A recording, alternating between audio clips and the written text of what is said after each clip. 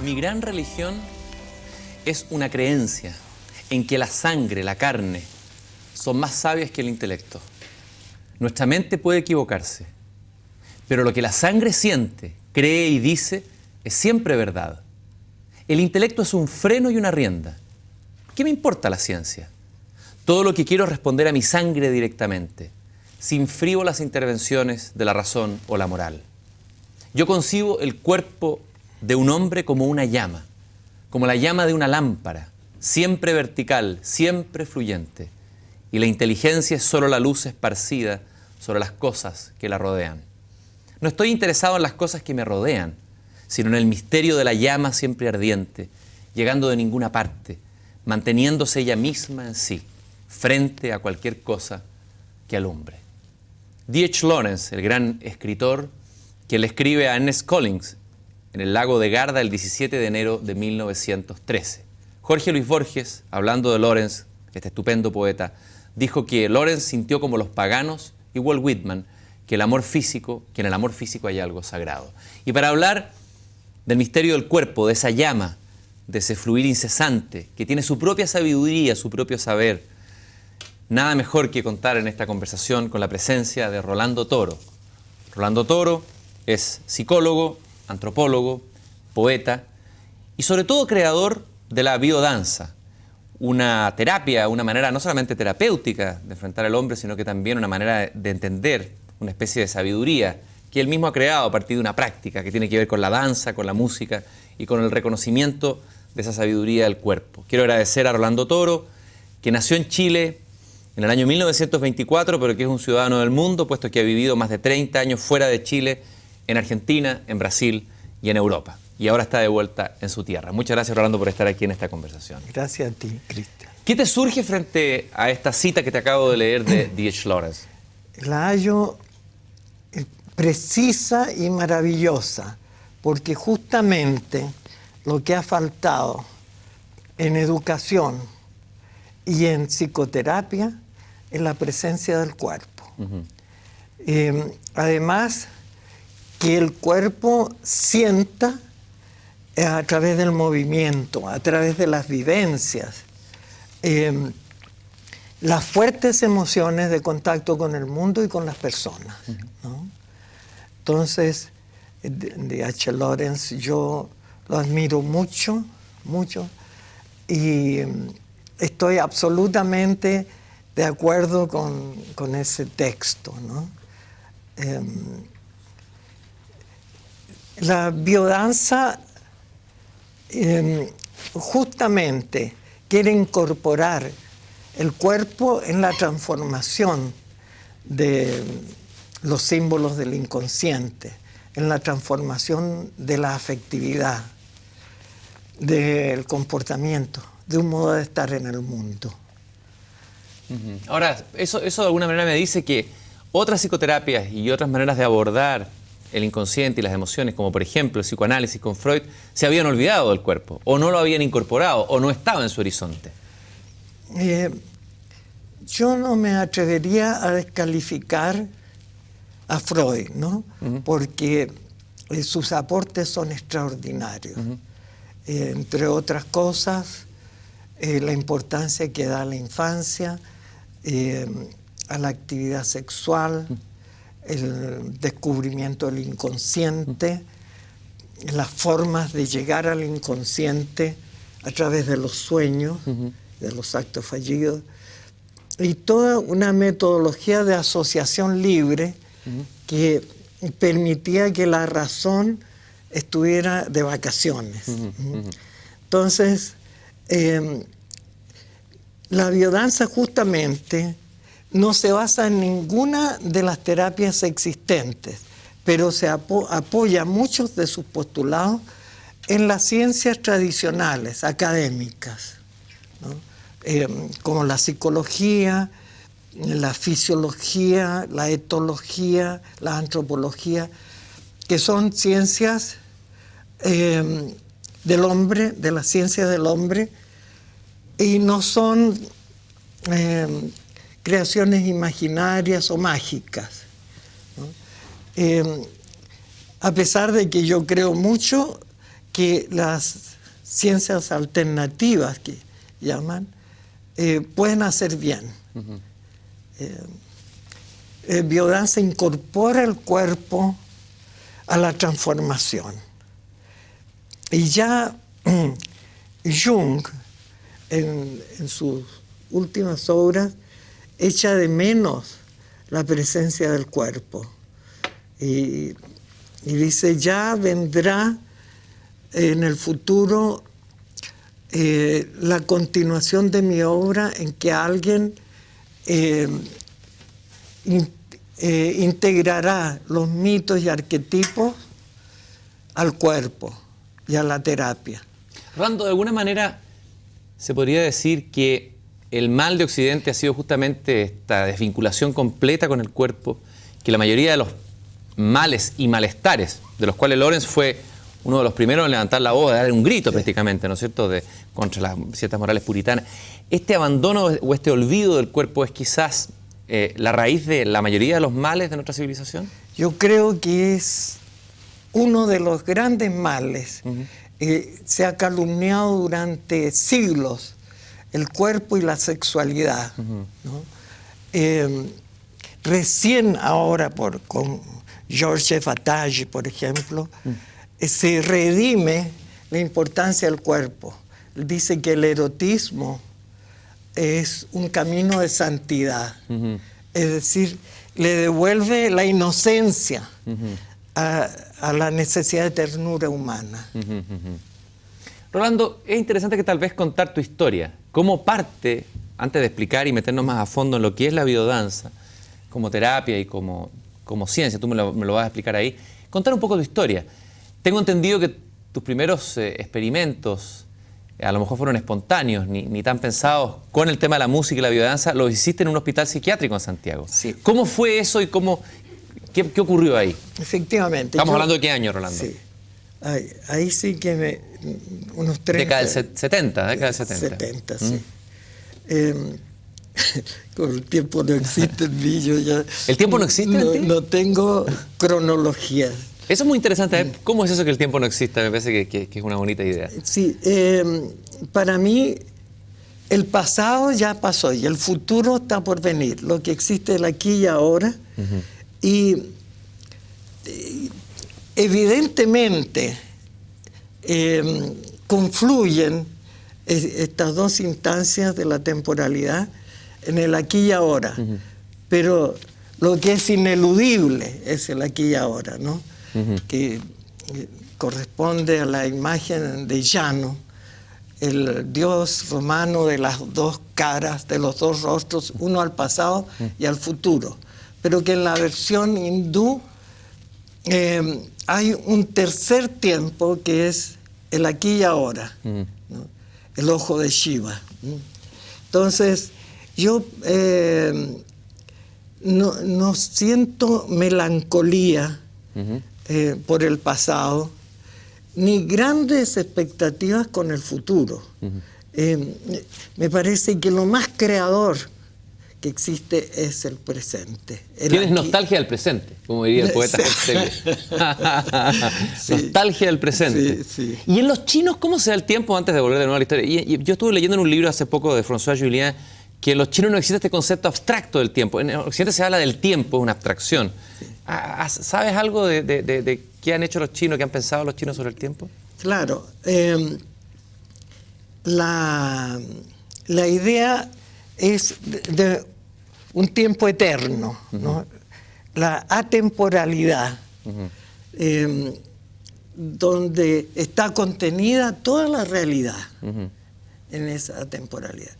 Es muy interesante, en biodanza tenemos ejercicios para perder la noción del tiempo y entrar en la atemporalidad para poder conectarse con las personas en esa epifanía de mensajes y de significados, ¿no?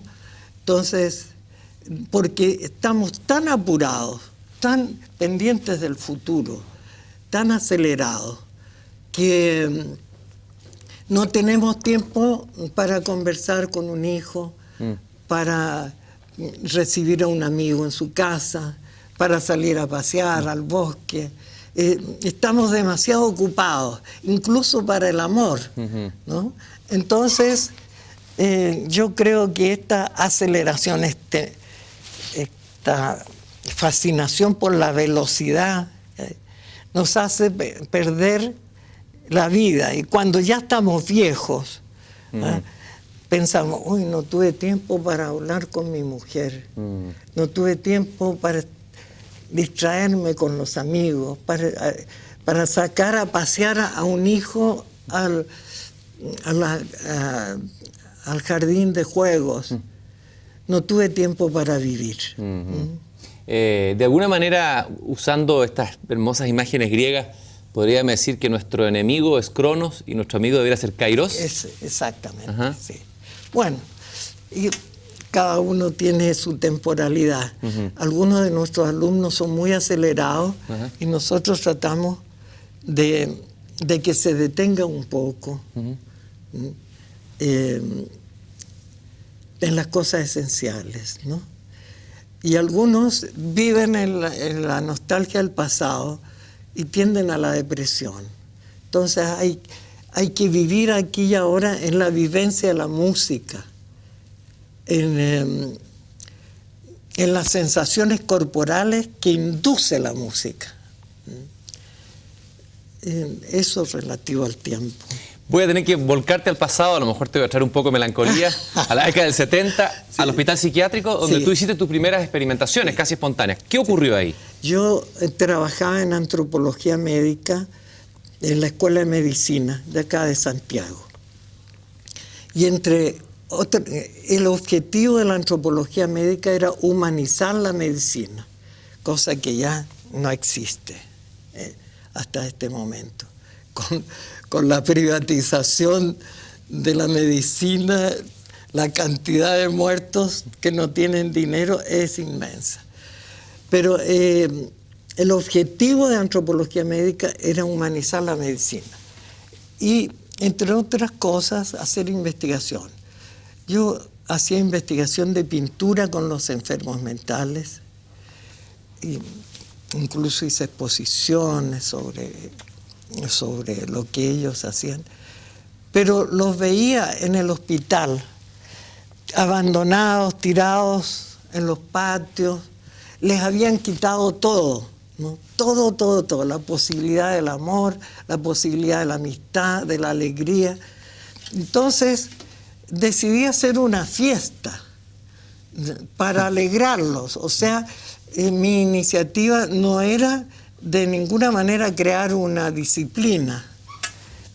Y entonces la organicé, invité a los enfermos, hombres y mujeres, invité también a algunos parientes y puse las músicas. Y en ese tiempo, hace tantos años, los tranquilizantes eran escasos, se usaba el bromuro y cosas así. Entonces yo pensé que con la música podría tranquilizar el ánimo de esta casa de locos, ¿no? ¿Y qué música le colocaste? Entonces coloqué músicas suaves, lentas, con movimientos retardados, en cámara lenta, con rondas dulces. Y yo veía a los pacientes así con los ojos cerrados como en éxtasis. Bueno, al día siguiente volví al hospital para ver algunas impresiones y las enfermeras estaban muy enojadas porque no las dejaron dormir los pacientes. Los psicóticos. Sí. Arriba de las camas, gritando, viva la biodanza. Y bueno, y los delirios florecieron. ¿Qué descubriste tú ahí? ¿Qué fue lo importante que descubriste? Eso, que esas músicas lentas producían un estado de regresión que aumentaba los delirios en lugar de de disminuirlos, ¿no? Lo que representaba que el remedio era peor que la enfermedad. O sea que en realidad lo que había que probar con ello era a lo mejor otro tipo de música más euforizante. Exactamente. ¿Y eso fue lo que hiciste? Claro. La próxima vez llevé músicas rítmicas, zambas, música tropical y jazz. Y fue una euforia extraordinaria.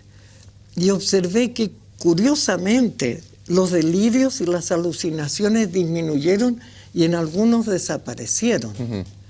Entonces, ya estaba yo contentísimo porque tenía 2 elementos para un modelo teórico, para poder manipular la música y los ejercicios, ¿no? Y entonces empecé a combinar danzas. Los pacientes espontáneamente querían bailar ellos con las niñas locas. Y entonces introduje la línea de afectividad, de que pudieran bailar de a 2, de a 3, en ronda, etc. Y fue tal el éxito que las enfermeras empezaron a entrar en la danza. Los estudiantes de medicina que yo llevaba también entraron en la danza. Y finalmente algunos médicos, de modo que finalmente me pidieron que hiciera clases de biodanza en la escuela de medicina para los estudiantes ya y sus enamoradas. Ahí estaban haciendo de alguna manera ya en germen lo que iba a ser esta biodanza, que es esta escuela que tú has mantenido durante 30 años y que ha tenido tanta repercusión en el mundo. A mí lo que me impresiona, Rolando, es que tú te adelantaste o profetizaste, o a lo mejor fuiste la inspiración de un director de cine argentino, Eliseo Subiela, quien en Hombre Mirando al Sudeste cuenta y muestra un episodio dentro de un psiquiátrico argentino donde los locos comienzan a bailar la música de Beethoven y salen cantando por las calles. ¿Sí lo viste? No, no la vi, pero es así. Los enfermos son tan sensibles a la música y quieren moverse con la música y quieren sentir cosas, porque están en una especie de claroscuro en la vida cotidiana en el hospital. Entonces, y además que haya un calor afectivo, que haya amor, ¿no? Yo creo que el fracaso de la psiquiatría es la dificultad que tienen los psiquiatras y los psicólogos de amar al loco. ¿Eso debe hacer un psiquiatra, amar al loco? ¿Eso puede sonar un escándalo para cualquier psiquiatra tradicional? Se supone que el psiquiatra tiene que mantener una cierta distancia para poder observar. Incluso entender. No tocarlo. A ver. No, yo los peinaba, incluso los arreglaba. Bueno. ¿Pero no hay un riesgo ahí en el compromiso afectivo? No, no hay ningún riesgo. Si riesgo es solamente el comentario posible de gente ignorante y llena de prejuicios, ¿no? No hay riesgo en tocar a otra persona.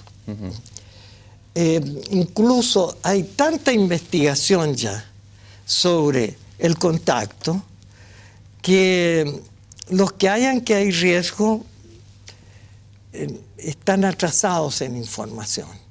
Están, por ejemplo, las investigaciones de René Spitz sobre la caricia. Exactamente. Podríamos hablar de eso. ¿Qué se ha demostrado científicamente sobre el poder de la caricia en el ser humano? René Spitz escribió un libro fundamental que se llama Hospitalismo, que él muestra que niños hospitalizados que son acariciados viven mucho más frente a las enfermedades que tienen que los no acariciados. La mortalidad de los niños no acariciados es mucho más alta. Entonces empezaron a hacer cambios en los procedimientos del hospital e invitaron a las madres para que pudieran tener a sus niños, besarlos, juntarlos en su pecho, desnudos, en fin. Y la mejoría fue tan extraordinaria que los más escépticos los más objetivos, tuvieron que incorporar el amor en los tratados de pediatría, ¿no? Entonces, no hay riesgo alguno. Claro que existen reglas en la biodanza para la aproximación, que se llama el feedback de aproximación. Es decir, no tiene que ser una aproximación invasora, tiene que leer los signos que da cada uno de recibimiento. O sea, que se cree primero una reciprocidad. Y si no hay reciprocidad, se tienen actitudes deportivas, gentiles, pero de ninguna manera íntimas. Tú has hablado ahí, estás hablando de una manera de la relación con el otro. Una de las líneas de pensamiento de la biodanza es el tema de la identidad, del yo. Sí. Que es un yo que ha estado en crisis, bueno, ha sido destruido filosóficamente, hasta Rimbaud lo destruyó en su poesía cuando dijo yo es otro. El Upanishad decía yo soy esto, tú eres aquello. A ver, ¿qué has reflexionado tú sobre el tema de la identidad y qué te ha servido para la biodanza? Mira, y es extraordinario que tú me lo preguntes porque ese es un tema capital en psiquiatría, en educación y en todas las ciencias humanas. El problema es la identidad. Hace 50 años estábamos tan atrasados en los estudios sobre identidad que era como la ciencia física en el año 25. Entonces, es decir, se pensaba que la identidad es el único y sus atributos, ¿no? Ya Piaget habla de las paradojas de la identidad, que para que la identidad se manifieste es necesario el otro. Después viene Martin Buber, que dice, lo que existe no es tanto el yo como el nosotros. Mientras tanto, toda la filosofía está girando en torno al ser. Toda la filosofía de Occidente es una gran ontología. Desde conócete a ti mismo. ¿Qué se va a conocer a sí mismo? Uno se conoce a sí mismo en la relación con el otro. Pero muchos piensan que primero hay que conocerse a sí mismo y después se tiene acceso a los demás. Finalmente aparece este genio de la filosofía que a mí me gusta tanto, que es Emmanuel Levinas. Ah, estupendo. Sí. Filósofo judío francés. Sí. Emmanuel Levinas, el otro, Sí. el rostro habla de él, ¿no? Sí, También exacto. Una maravilla. Y la cara a cara hace que uno sea huésped del otro, y que en esta conexión se puede llegar al éxtasis, a la epifanía, es decir, a la sacralidad de la relación. Eso ya superó la ontología, ¿no? Se ha dado un paso interesante con Levinas. Entonces, bueno, la verdad es que cuando yo comencé, el contacto era absolutamente prohibido. En unas visitas que hice a Estados Unidos, visité varios centros de psicoterapia y en uno había lo que se llama el sensitivity training, ¿no? Que era contacto, pero contacto cognitivo, es decir, este es el pelo, estas son las orejas, este es el pecho. Bueno, y lo que es necesario en el contacto es la emoción, la conexión, no solo el contacto, la conexión con el otro cuando lo toca. Y entonces lo propuse en un congreso de psicoterapia en Buenos Aires y fue un escándalo. Fue un escándalo, hubo protestas y todo. Pero yo seguí adelante porque esos que estaban escandalizados en realidad eran famosísimos pero ignorantes. Porque ya se había hecho el estudio en ratas, que ratas acariciadas resisten mejor el estrés que ratas no acariciadas. con descargas eléctricas. Las ratas no acariciadas morían al mes y las acariciadas en 3 meses. Es decir, el solo hecho de ser acariciadas las protegía del estrés. Después viene René Spitz, que tú conoces, que demuestra que la mortalidad infantil disminuye cuando el niño es acariciado. Después se descubrió que los viejos mejoraban su motricidad y el humor endógeno cuando eran acariciados. Y finalmente las caricias servían para todos, para los adultos. Era el bálsamo, el gran remedio. Para los jóvenes, los viejos, los enfermos, los inteligentes y los no tan inteligentes. Rolando, tú has hablado, recién hablaste del amor, de que la psiquiatría había fallado por la incapacidad de amor. Sí. En algunos libros que he leído, entre ellos una entrevista que te hicieron en francés, L'homme qui parle avec les roses, una entrevista que te hizo Hélène Lévy-Benself, Bruno Riband y Bruno Giuliani, una conversación muy interesante en París, con tus seguidores. Tú haces una diferencia muy enfática entre amor y empatía. Y quizás sería interesante aclarar.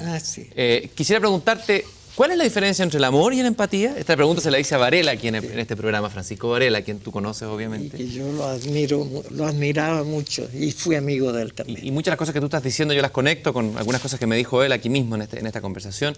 El amor y la empatía. ¿Y qué piensas de la definición que da Humberto Maturana en algunos libros sobre el amor? El amor es la coordinación de lo emocional. Esas dos cosas te quiero preguntar. Sí, bueno, y que es el considerar al otro como legítimo otro, dice Maturana, sí. Yo hallo que en el amor no se considera al otro como legítimo otro. Eso me interesa. Porque si tú amas a tu mujer, que llega a las 3 de la mañana borracha con un compañero, ella es legítimamente ella, pero tú no, tienes otra expectativa, ¿entiendes? Si la amas. Bueno, existe, yo pienso, el amor diferenciado y el amor indiferenciado. El amor indiferenciado es una actitud, una disposición psicológica de comprender, de tener misericordia, dulzura, comprensión por los otros. Y ahí la empatía. La empatía que es ponerse en lugar del otro, que comenzó Lips con este concepto de empatía, sobre todo para ponerse en la percepción de las artes. Pero la empatía, ponerse en lugar del otro, es un acto de lucidez. No es un acto, como lo propone Emmanuel Levinas, de hospedar al otro recíprocamente, de entrar en la epifanía de la relación. Entonces la empatía es un gran paso, pero yo creo que la idea de la epifanía de la relación es el paso siguiente. Tú de alguna manera colocas como la amistad al lado del altruismo, de un acto lúcido. En cambio el amor, tú le devuelves la locura, ¿no es cierto? Claro. El éxtasis, esto que viene de los trovadores, el amor de Dante, el arrobarse, incluso los celos. Es incluso los celos. Tú legitimas incluso eso, reivindica los celos y la posesión. En el amor diferenciado, sí. Reivindico los celos porque la persona siente al otro como su propiedad. Se dice por ahí, yo no soy propiedad de nadie, ¿no? Sobre todo en la emancipación que ha habido últimamente. En el feminismo, posfeminismo y otros. Sí, nadie quiere ser propiedad, pero quiera que no, las personas se instalan en el otro, en sus células, en su mente. ¿Cómo se instalan? ¿Qué es lo que has investigado tú sobre eso? ¿Cómo, eso es bonito, cómo alguien se instala o encarna en el otro, no sé cómo decirlo? Sí. ¿Qué ocurre ahí, según tus investigaciones? En realidad, esa investigación y ese pensamiento lo planteó López Ibor, ¿no? Y con esa frase, las personas se instalan en el otro. A veces se instalan en tu mente y tú piensas frecuentemente en esa persona. Otras veces se instalan en tu corazón y tú sientes una necesidad de ternura. otras veces en tu sexo. Lo único que quieres tú es encontrar a esa persona para tener relaciones. Entonces, se instalan en el cuerpo, pero actualmente se sabe que se instalan mucho más que en los órganos o en alguna parte, ¿no?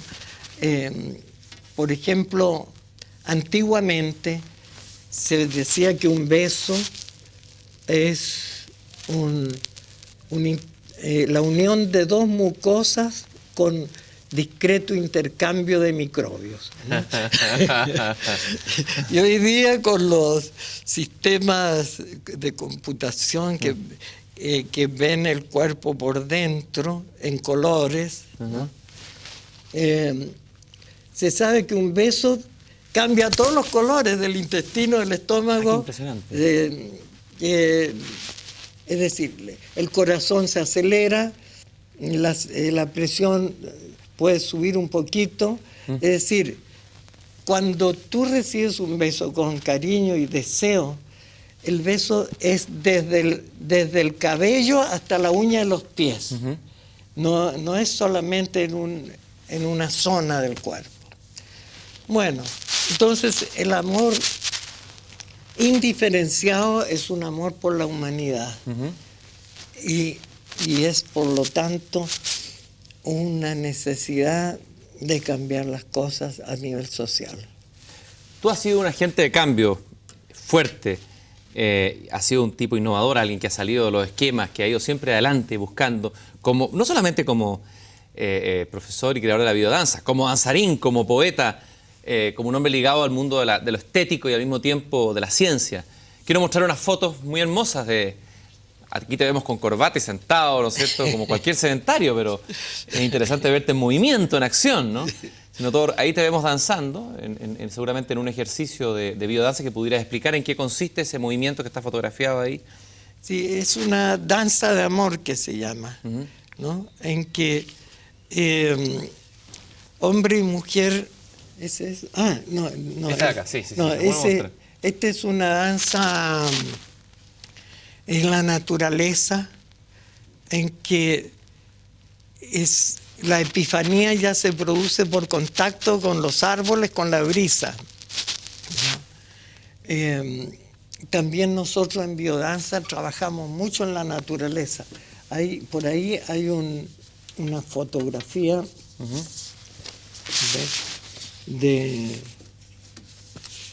No te aparece. No importa. A ver, bueno. Aquí tenemos, por ejemplo, la fotografía del amor, que podemos mostrarla también. Aquí hay una ronda de biodanza en la naturaleza. Qué hermoso. Esto es en el mar, ¿sí? Sí. Las danzas en la naturaleza son un modo de conexión con lo cósmico. Y no se trata de mirar una puesta de sol como una tarjeta postal, sino el movimiento del sol, sentir cómo se sumerge en el mar, los árboles, cómo danzan con la brisa. Es decir, se trata de tener una nueva percepción del universo en movimiento, a través de la vista, a través del olfato, del tacto. Entonces, todos esos ejercicios constituyen, por decirlo así, una educación ecológica en que se comprende que somos parte de un cosmos y que hay que cuidar tremendamente la naturaleza, que es pura vida, y se comprende que los que destruyen la naturaleza tienen gravísimos problemas emocionales y afectivos, ¿no? Son enfermos de la afectividad. Entonces, de esta manera la biodanza crea nuevos modos de abordar la realidad.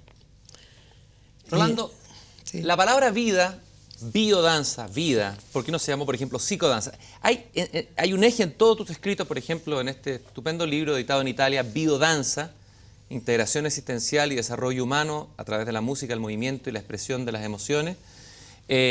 Tú insistes mucho en devolver la vida o colocarla de nuevo al centro de todo, al centro de las ciencias humanas, al centro de la política, de la civilización, de la medicina. A ver, hablemos de la vida como centro de tus reflexiones y de tu pensamiento y de la biodanza. Esa es la filosofía de biodanza y mi filosofía personal. La vida al centro. Y eso se formula en el principio biocéntrico. El principio biocéntrico postula que la vida es anterior a la creación del mundo, del universo. Es decir, habrían patrones en que la materia se organiza debido a que existen patrones previos de organización. Si no existieran, sería imposible que se formara una hormiga, por ejemplo, por azar. Sería como desarmar un reloj y hacerlo girar durante años y años a ver si se arma de nuevo, y eso nunca podría, desde el punto de vista de las matemáticas, formarse de nuevo el reloj. Tiene que haber un plan previo, de modo que cada parte tenga su sitio y su función. ¿Este plan qué es lo que es? ¿Es una especie de divinidad, de Dios, de fuerza vital? ¿Qué es? Fíjate que no sé responderte, yo no hablo de lo que no sé, pero resulta que todos los físicos están volviéndose místicos porque, así, Bohm, por ejemplo. David Bohm. Sí. Que empieza la investigación y se llega a un límite donde ya la inteligencia no puede comprender nada, ¿no? Y no importa, si no es necesario que tengamos que comprender todo. No hay nada más lindo que haya misterio, misterio en las cosas. Rolando, tú también hablas del inconsciente vital. Nosotros ya estamos acostumbrados a hablar de la palabra inconsciente asociado a la psicoanálisis de Freud, el inconsciente colectivo de Jung. Pero tú agregas un tercer inconsciente, tú hablas del inconsciente vital. Sí. ¿Qué es lo que es el inconsciente vital? Yo eché de menos en los dos estratos del inconsciente, personal y colectivo, el inconsciente biológico, ese comportamiento de las células, ¿no?, que es inconsciente, que nosotros no tenemos un control sobre ese comportamiento y esos mecanismos finísimos y complejos que organizan un cuerpo vivo. Entonces, es como todavía en esos dos inconscientes, personal y colectivo, el cuerpo, lo biológico no existe. Y resulta que las células tienen comportamiento, tienen agresividad, tienen memoria, tienen capacidad de ocultarse de los enemigos y transformar su aspecto, tienen solidaridad celular, es decir, el organismo tiene un comportamiento totalmente coherente. Y ese comportamiento coherente, que es inconsciente, yo lo llamo inconsciente vital. Fíjate que me acordaba de un verso del gran poeta Cavafis que dice: recuerda cuerpo. O sea, el cuerpo tiene memoria, tiene recuerdo, sí, que es autónomo de nuestro propio recuerdo, a lo mejor consciente, o nuestro recuerdo, o de nuestro inconsciente colectivo. Es otro tiene recuerdo. Memoria, si no, no existirían las vacunas, ¿no? Tiene memoria, las células tienen memoria, y mucho más de lo que se imagina la gente, porque guardan memoria incluso de tus amores. O sea, ¿lo llevamos todo en el cuerpo grabado? Sí, como una especie de... Sí. Nuestro cuerpo en sí mismo, una memoria... Una memoria que no es exactamente con imágenes, sino que con mecanismos bioquímicos, relaciones en feedback, etcétera, que corresponden en esquemas a una memoria. Por eso que se habla en el lenguaje común las heridas del amor, ¿no? Que el amor, el que vuelve el amor es un herido de guerra. Esa imagen incorpora esa idea, tal vez. E incluso cuando tú pierdes un amor, es como si te arrancaran un órgano, un brazo, o que tú empiezas a morir. ¿no? Entonces, el amor tiene su residencia en el cuerpo, más que en la lucidez de la mente. Rolando, junto con la idea de la vida está la noción de vivencia. Sí. Una idea que viene, me parece, Merleau-Ponty de la fenomenología, Sí, que sí. tú retomas. A ver, Sí. y Heidegger también está vinculado con esos pensamientos heideggerianos, bueno, prácticamente toda la filosofía contemporánea. Hablemos qué es lo que es la vivencia y por qué te interesó a ti ese concepto. De Wilhelm Dilthey, parece que es el verdadero autor, ¿no? Dilthey, sí. Sí. Bueno, la vivencia es la experiencia vivida aquí, ahora, con todos sus compromisos corporales y senestésicos. ¿No? Es decir, allí no tiene mucha intervención la razón ni la voluntad, sino que tú sientes en ese momento que estás vivo, ¿ah? Sientes en ese momento una alegría que te nace del cuerpo. Entonces, es una categoría de la psicología diferente de las otras, de la imaginación. ¿Es distinta que la emoción? ¿Es distinta que la emoción, la vivencia? ¿Es anterior? No. La vivencia es diferente de la emoción. La emoción es una respuesta a un estímulo, ¿no? Que también tiene todas sus consecuencias orgánicas, la rabia, el miedo, en fin.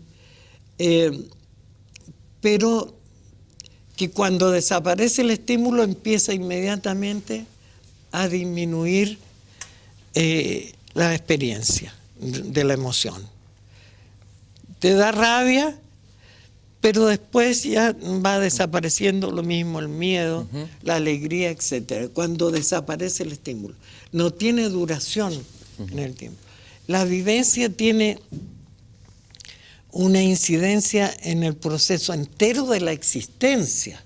Por eso es que la vivencia es transformadora, no las emociones. Tú puedes tener cualquier emoción, incluso cualquier idea, y eso no produce transformaciones existenciales. Un ejemplo de vivencia, para verlo gráficamente, para tratar de entenderlo. Lo entiendo abstractamente, pero Sí. tratar de visualizarlo, a ver. Sí. Por ejemplo, tú haces un ejercicio de encuentro con el otro a nivel de la mirada, una ronda de miradas, ¿no? Y de pronto sientes el dolor del otro, la sensualidad del otro, la serenidad, la curiosidad, la violencia. Entonces, y lo siente tu cuerpo. No es propiamente la llamada lectura corporal, ¿no? Sino que sientes tú la tristeza del otro. Eres tocado de alguna Sí, manera. Tanto que incluso en ciertos momentos en que se hace ejercicio en penumbras con antorchas y tú ves a la persona y le ves todo su sufrimiento de toda su vida, ¿no? Es decir, hay ahí una conexión a otro nivel. Qué impresionante es que, de alguna manera, durante tanto tiempo, sobre todo en Occidente, hayamos sido analfabetos en leer el cuerpo del otro, en leer las emociones del otro. Sí. Estaba pensando mientras te escuchaba hablar que de alguna manera Nietzsche, que sufrió mucho, fue quizás uno de los primeros que sintió con tanta lucidez, ¿no es cierto?, este abandono del cuerpo, este abandono del aquí, esta necesidad del pensamiento de volverse hacia adentro. Fue un gran investigador él mismo, un autoinvestigador psicológico. Yo creo que Nietzsche está también detrás de todo esto, ¿no? Sin ninguna duda, sin ninguna duda. Y empieza con ese origen de la tragedia, ¿no? Investigando los aspectos dionisíacos, apolíneos. Y después, cuando ya se da cuenta del sentirse ser humano, ¿no? Así hablaba Zaratustra, en el Dios ha muerto, porque el Dios de afuera, desconectado, ha muerto, el Dios está dentro. En fin, sin duda que él se aproxima vertiginosamente al concepto de vivencia. A propósito de Dios y de baile y biodanza, estaba pensando en un verso de nuestro poeta Huidobro que dice, bailemos, hay que bailar foxtrot sobre la tumba de Dios. Esa me parece una invitación de la biodanza.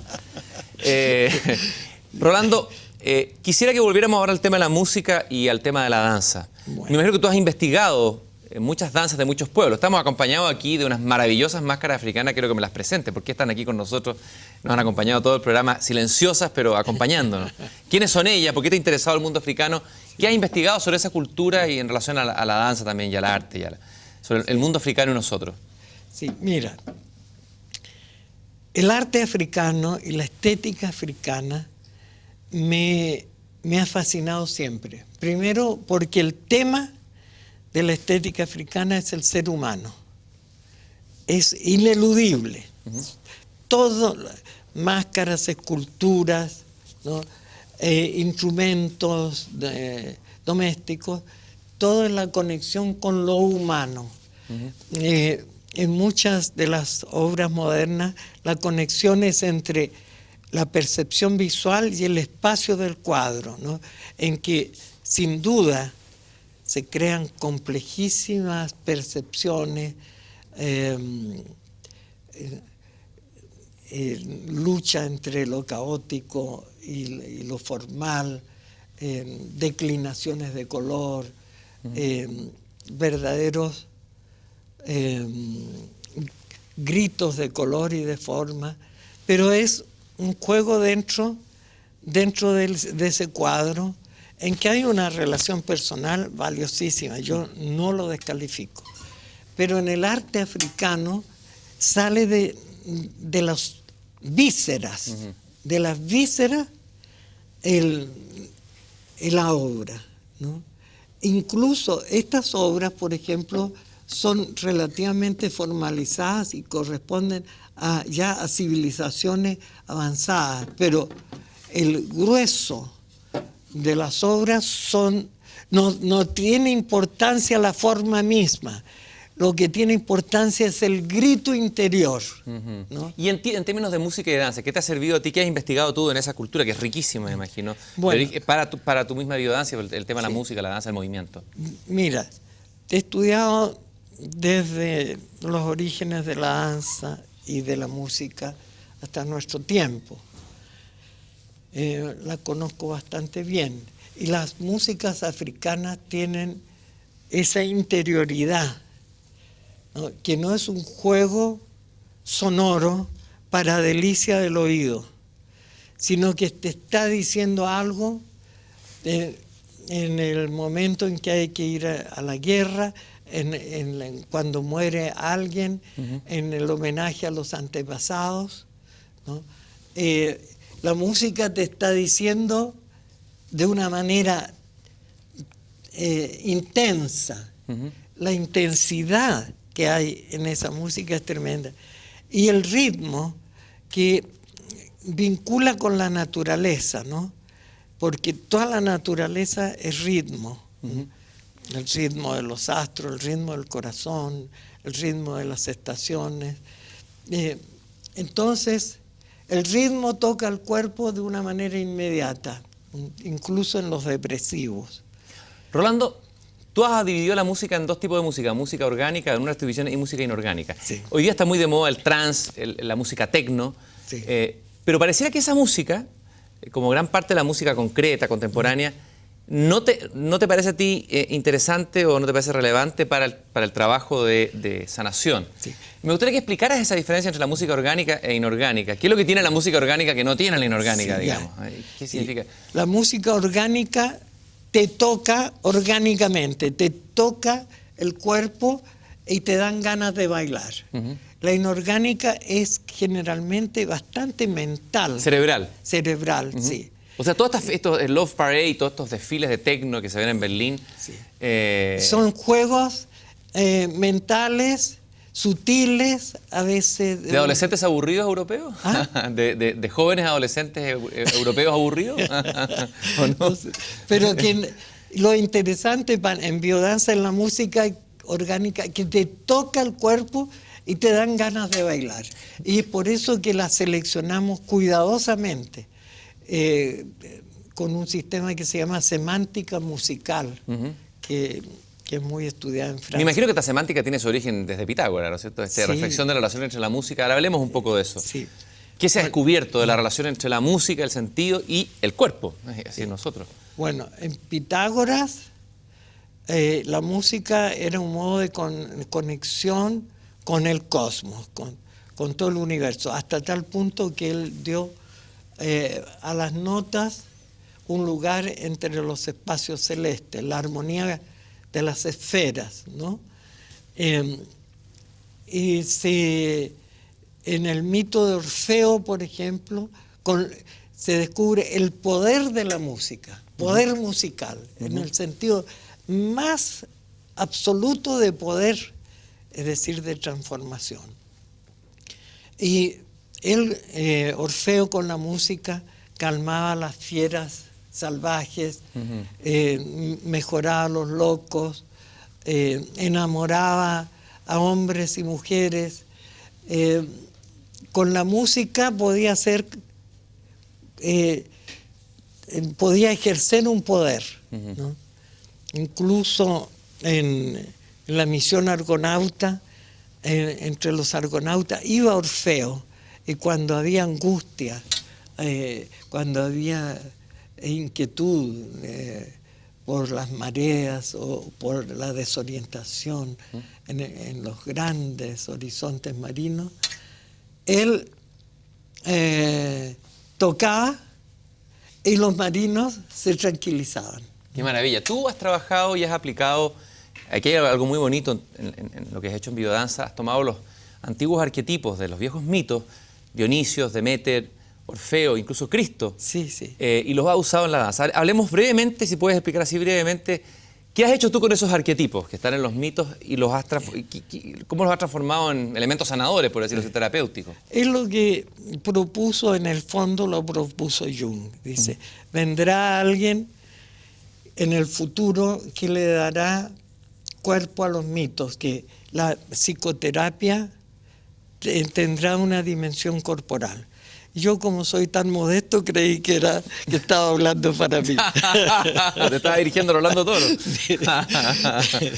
Entonces, empecé con el mito del Minotauro y el laberinto, en que el Minotauro es un arquetipo de nuestros instintos y el laberinto es el laberinto de nuestra existencia, ¿no? Y entonces cada uno de nosotros tenemos un minotauro dentro, casi siempre muy oprimido, el instinto, lo salvaje, y vivimos un laberinto, es decir, tenemos que estar constantemente haciendo opciones y estar perdidos. Y yo hallo que no hay nada más interesante que estar perdido, porque es la única manera de encontrarse, ¿no? Eso es lo que decía Dionisio Areopagita. Cuando iba al desierto, danzaba, decía, estoy perdido en el eterno estar perdido. Bueno, entonces estamos cada uno en un laberinto existencial y llevamos adentro nuestro minotauro al que le tenemos terror, como le tenían los griegos terror al minotauro, que es una forma ya inicial de represión. Había que matar al minotauro, a esa bestia salvaje, ¿no?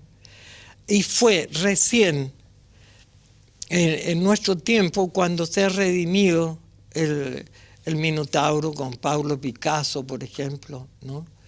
Con Fellini, ¿no? Y muchos otros. Yo tengo una iconografía de minotauros modernos muy grande. Rolando, para ir cerrando esta maravillosa conversación que queda abierta y probablemente es solo el inicio de una conversación, ojalá un poco más infinita que esta, como la danza de ideas, quedaron muchas cosas interesantísimas en el tintero. Hay una dimensión tuya de la que no hablamos, es tu dimensión de poeta. Tú has escrito varios libros de poesía y la poesía ha ocupado un lugar importante en tu vida. Y quisiera quizás terminar tú leyendo un poema ¿Lo puedo seleccionar Sí, yo? sí. Escogido este libro, Lo imposible puede suceder, en que tu amigo, poeta también, Ludwig Seller. Ludwig Seller, lo ilustra, ¿no? Y me gustaría terminar con un poema y terminar con una música, porque hemos hablado de la música no ha aparecido. ¿Cuál es la música? Yo tengo dos músicas te podría ofrecer aquí. Una ópera, un área de ópera, o una música de Cesárea Évola.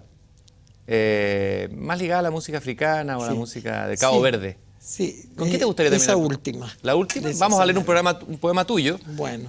De repente lo escoges tú mismo. Lo imposible puede suceder, que quizás resume muy bien tu propia trayectoria, Rolando. Tú tienes aquí... Aquí lo tienes. Bueno, es que en la poesía yo pienso que es un estado de expansión de conciencia, ¿no? En que se avanza hacia lo invisible. La realidad adquiere trascendencia, adquiere un misterio que la vida cotidiana no le reconoce.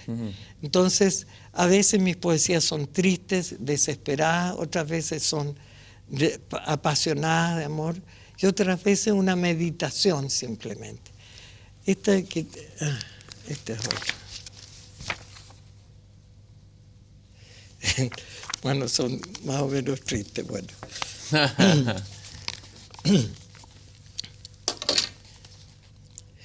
Los animales siempre me parecieron criaturas lógicas, con una inteligencia conectada al fruto y a la presa. Reptil, ave o felino, lógica del equilibrio, de la densidad, de la distancia, de la gravedad. Matemática de 5 dimensiones en el vuelo. Precisión en la garra y dominio de la luz y presión en todos los niveles del mar. Solo los hombres somos absurdos, inesperados, indignos, reiterativos, capaces de danzar al ritmo del tambor hasta el éxtasis y en el desierto, en la hora de la muerte, cantar con inspirada grandeza. Solo los hombres podemos morir de amor o llevar nuestro egoísmo hasta el cielo, pavorosos bajo las estrellas. Y con la voz de Cesárea Évola y con la música de Cabo Verde, nos despedimos en esta conversación y en esta danza. Muchas gracias, Rolando Toro, por haber estado aquí en este programa. Te agradezco yo, Cristian, que hallo que tu programa es una de las cosas más importantes que están sucediendo en Chile por el nivel a que tú has llevado la cultura. Te agradezco mucho. Muy bienvenido.